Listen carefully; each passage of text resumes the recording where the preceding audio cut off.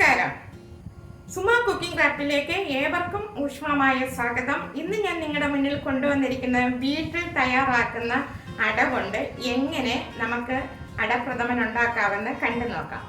പണ്ട് നമ്മുടെ വീടുകളിലെല്ലാം വീട്ടിൽ റെഡിയാക്കുന്ന അട കൊണ്ടാണ് പായസം വെച്ചുകൊണ്ടിരുന്നത്, അടപ്രഥമൻ ഉണ്ടാക്കുന്നത്.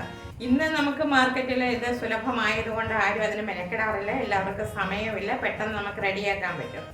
ഇതാവുമ്പോഴത്തേക്ക് നമുക്ക് നല്ല ടേസ്റ്റോടു കൂടി കഴിക്കാൻ പറ്റും. മറ്റേത് വെറും പച്ചമാവ് ഉണക്കി അങ്ങനെ അങ്ങനെ എടുക്കുന്നതല്ലേ.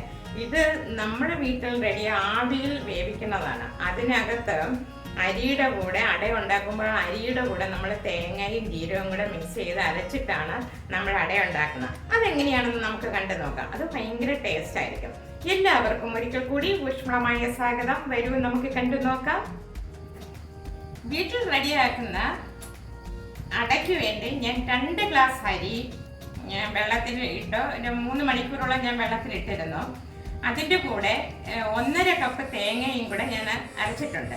ജീരകം ഇത്രയും കൂടെ ചേർത്താണ് ഞാൻ മിക്സിയിലിട്ട് അരച്ച് വെച്ചിരിക്കുന്നത്. അതായത് ഈ അളവിലാണ് ഞാൻ അരച്ച് വെച്ചിരിക്കുന്നത്.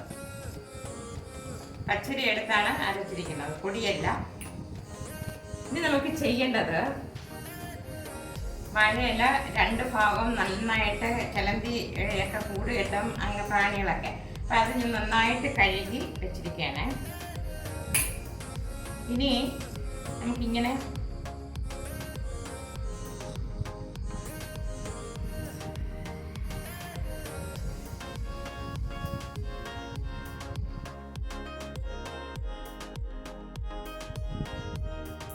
വാഴയില വാട്ടി ഇത് കെട്ടാനായിട്ട് ഇത് ഇനി അപ്പച്ചെമ്പിൽ വെച്ച് നമ്മൾ ആവി കയറ്റി എടുക്കണം. ഇപ്പം ഇതിലേക്ക് വെക്കുകയാണ്.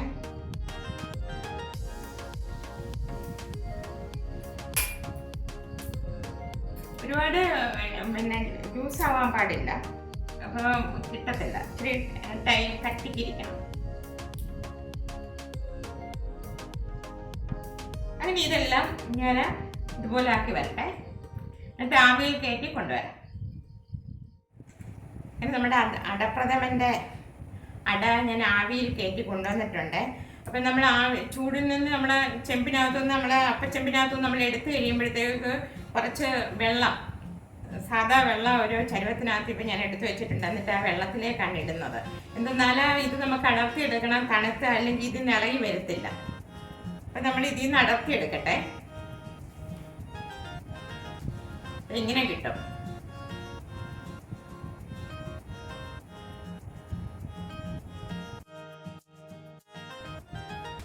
ഇത് നല്ല ടേസ്റ്റ് ആയിരിക്കും. ഇതുകൊണ്ട് ഇങ്ങനെ അട ഉണ്ടാക്കണം. അപ്പോൾ ഇതിനകത്ത് തേങ്ങയും ജീരകവും എല്ലാം അരച്ചതാണ്. കുറച്ച് നെയ്യും കൂടെ ഒക്കെ മിക്സ് ചെയ്ത് ഞാൻ എടുത്തിട്ടുണ്ടായിരുന്നു. കട്ടി കുറഞ്ഞ് കിട്ടും. ഞാനിങ്ങനെ അടർത്തി എടുത്തിട്ട് ബാക്കിയുള്ള ഇൻഗ്രീഡിയൻസ് എല്ലാം എടുത്ത് വെച്ചിട്ട് വരാം.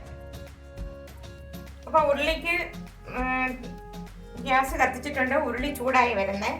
അപ്പം വീഡിയോയ്ക്ക് ലെന്ത് കൂടുതലുള്ളത് കൊണ്ട് ഞാൻ നെയ്യ് ഒഴിച്ചിട്ട് അണ്ടിപ്പരിപ്പ്, കിസ്മസ്, എള്ളെല്ലാം കൂടെ വറുത്തതിന് ശേഷം അപ്പോഴത്തേക്ക് ഞാൻ ഈ അട ചെറിയ പീസായിട്ട് കട്ട് ചെയ്തെടുക്കട്ടെ.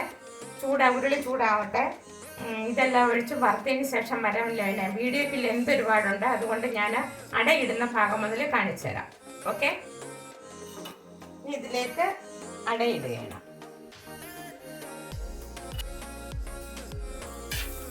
നെയ്ക്കകത്ത് കിടന്ന് നന്നായിട്ടൊന്ന് വരട്ടെ. ഇച്ചിരി നെയ്യും കൂടെ ഒഴിക്കണം. ഉരുളിയാവാൻ ചെറിയ തീ മതി, നല്ലതായിട്ട് ചൂടുണ്ടേ. ഞാൻ അതിലേക്ക് കുറച്ച് പാലൊഴിക്കട്ടെ. നമ്മൾ 2 ഗ്ലാസ് അരി മിക്സിയിൽ അരച്ചു. അതിൻ്റെ കൂടെ തേങ്ങയും കൂടെ അരച്ചിട്ടാണ്, ജീരകവും കൂടെ അരച്ച് ഞാൻ എടുത്തതാണ്. എന്നിട്ട് വാഴയിലക്കകത്ത് അപ്പച്ചെമ്പി വെച്ച് ആവി കയറ്റി അത് അത്രയും ഇളക്കിയെടുത്തതാണ് ഇത്രയുള്ളത്. ഇതിൽ കിടന്നൊന്ന് വേവട്ടെ. ലേശം ഉപ്പിടുകയാണേ. മധുരം ബാലൻസ് ചെയ്യാൻ ശകലം ഉപ്പിടണം. ലേശം ചൂട് മതി, ഉരുളി ആയതുകൊണ്ട്.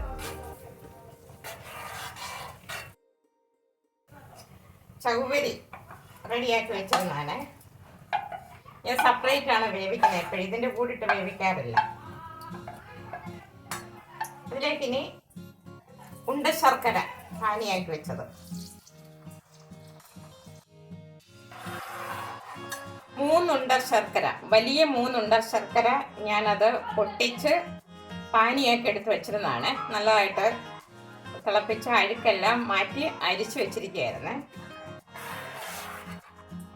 എപ്പോഴും പായസം വെച്ചാലും കൂടുതൽ വെക്കാം. പ്രഥമനൊക്കെ ആണെങ്കിൽ എല്ലാവർക്കും കൊടുക്കാവില്ല, നമ്മൾ മാത്രമല്ല, അപ്പം എല്ലാവർക്കും കഴിക്കാമെന്ന് വിചാരിച്ച് ഞാൻ അതനുസരിച്ച് ഏറെ എടുത്തിട്ടുണ്ട്. ശകല ഉപ്പ് ചേർത്തിട്ടുണ്ട്, ഇത് മധുരം ബാലൻസ് ചെയ്യാൻ വേണ്ടി. ഇതിന് നമ്മളൊരു ശകലേശം ഉപ്പ് ചേർത്താലേ ടേസ്റ്റ് വരുവുള്ളൂ. ഇത് കിടന്ന് നന്നായിട്ടൊന്ന് വേവട്ടെ. തേങ്ങാപ്പാൽ ഒഴിക്കണേ. 1-ാം പാല് 2-ാം പാലൊന്നുമില്ല, ഞാൻ 3 തേങ്ങ എടുത്തിട്ടുണ്ടായിരുന്നേ. 3 കോക്കനട്ട് നന്നായിട്ട് തിരുമ്മി എടുത്തിട്ട് അത് മിക്സിയിലടിച്ച് അതിൻ്റെ പാലെടുത്തതാണ്. ഇത് നല്ലപോലെ ഒന്ന് തിളച്ച് വറ്റട്ടെ. അതിന് ശേഷം വേണം ബാക്കിയുള്ള സാധനങ്ങളൊക്കെ മിക്സ് ചെയ്യണം. ഓക്കെ, അപ്പം ഇതിലേക്ക് ഞാൻ കുറച്ച് അമൂലിൻ്റെ പാൽപ്പൊടി കലക്കി ഒഴിക്കുകയാണ്. ഇതിലേക്ക് ചുക്കുപൊടി,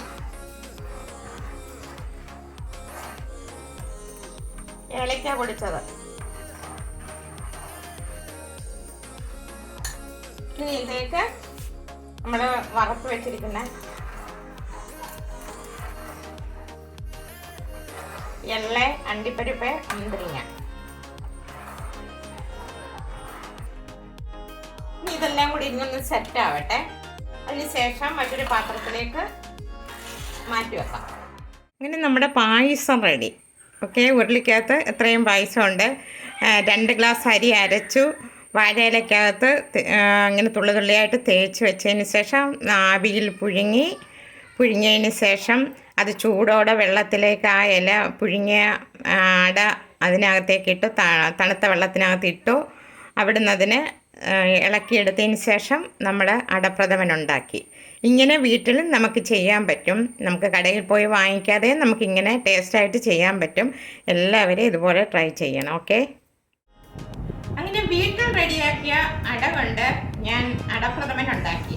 അത് 2 ഗ്ലാസ് അരിയും 1.5 കപ്പ് 2 തികച്ചെടുത്തിട്ടില്ല എങ്കിലും അതിൻ്റെ മിക്സിയിലെ അരിയും തേങ്ങയും കൂടെ ജീരകവും കൂടെ ഞാൻ അരച്ചതിന് ശേഷം വാഴയിലക്കകത്ത് ആവിയിൽ വേവിച്ചു.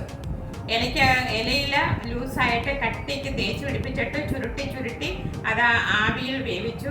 അതിന് ശേഷം ആവിയിൽ വെന്തതിന് ശേഷം ഞാൻ 2 ട്രിപ്പായിട്ടാണ് വേവിച്ചിട്ട് കൂടുതൽ എടുക്കാൻ വേണ്ടി. എന്നിട്ട് പിന്നെ അപ്പച്ചമ്പിയിൽ നിന്ന് എടുത്തിട്ട് തണുത്ത വെള്ളത്തിൽ, സാധാരണ ശുദ്ധമായ വെള്ളത്തിനകത്തേക്ക് അതെടുത്ത്, എന്നാലേ ഇലയിൽ നിന്ന് നന്നായിട്ട് ഇളകി വരുവുള്ളൂ. അതിനെ എടുത്തതിന് ശേഷമാണ് ഞാൻ ഇങ്ങനെ ചെയ്തത്. അപ്പം എല്ലാവരും അതുപോലെ ചെയ്യുക. നമുക്ക് പഴയ കാലത്തേക്കൊന്നും തിരിച്ചു പോകാം. ക്ഷമയുണ്ടെങ്കിൽ ഇതുപോലെ റെഡിയാക്കാൻ പറ്റും, അല്ലെങ്കിൽ റെഡിമെയ്ഡ് വാങ്ങിച്ച് നമുക്ക് ചെയ്യാം. ഇങ്ങനെയും ചെയ്യാം. ഇനി ഞാൻ ഇതുപോലെ തന്നെ വേറൊരു രീതിയിൽ ഉണ്ടാക്കുന്ന പാലടയുമായിട്ട് ഞാൻ നിങ്ങളുടെ മുന്നിൽ എത്തുന്നതായിരിക്കും. എല്ലാവർക്കും ഇഷ്ടപ്പെട്ടിട്ടുണ്ടെന്ന് വിശ്വസിക്കുന്നു. നന്ദി, നമസ്കാരം.